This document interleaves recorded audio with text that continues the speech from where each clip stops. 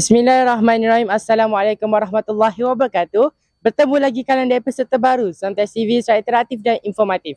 Pada hari ini, kalian bersama saya, Hafiz Ikram, selaku watak anda, dan Umar, selaku jurukamera di balik tabir. Pada hari ini bertarikan 21/2/2025 bersama dengan hari Jumaat, Samtas mengadakan program Ihya Jumaat dan Istiqbal Ramadan.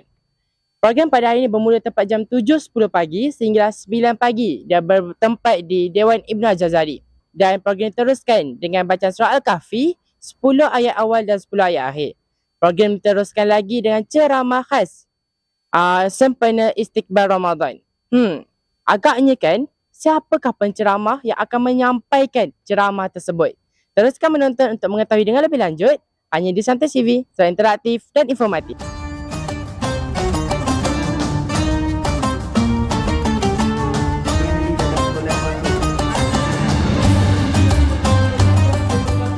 Bismillahirrahmanirrahim. Assalamualaikum warahmatullahi wabarakatuh. Bertemu lagi kalian bersama saya, Hafiz Ikram, selaku wartawan anda. Dan bersama saya Syekh Abdul Karim, Imam Masjid Negeri. Assalamualaikum Syekh. Waalaikumsalam warahmatullahi. Untuk soalan Syekh, apakah harapan atau doa Syekh terhadap pelajar-pelajar Samtas sempena akan datangnya bulan Ramadan pada tahun ini? Baik. Bismillahirrahmanirrahim. Assalamualaikum warahmatullahi wabarakatuh.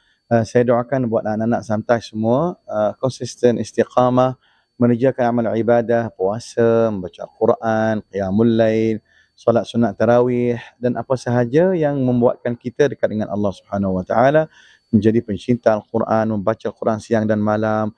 Kalau boleh kita cuba belajar tadabbur dan kita memahami ayat suci Al-Quran, bukan setakat berebut nak khatam sahaja, tapi kita nak faham juga apa isi kandungan daripada Al-Quran dan juga menjadi hamba Allah yang banyak beribadah kepada Allah Subhanahu Wa Taala. Rugi, amat rugi bagi orang yang diberi kesempatan untuk beribadah pada bulan Ramadan tapi tidak dapat keampunan dari Allah. Semoga kita dapat keampunan dari Allah pada Ramadan tahun ini dan dapat malam Al-Qadar insya-Allah. Syabas dan tahniah buat anak-anak Samtas, terus maju jaya, konsisten dan istiqamah. Terima kasih Syekh atas doa dan harapan terhadap kami. Assalamualaikum warahmatullahi wabarakatuh. Dengan berakhirnya temu dega sebentar tadi, maka kita sudah berada di penghujung rancangan. Segala salah dan silap saya mohon maaf dan diharapkan kita dapat mengaplikasikan dalam kehidupan kita apa yang telah dikongsikan. Sekian sahaja daripada saya, Hafiz Ikram, selaku watak anda, dan Umar Najmi, selaku jurukamera di balik tabir.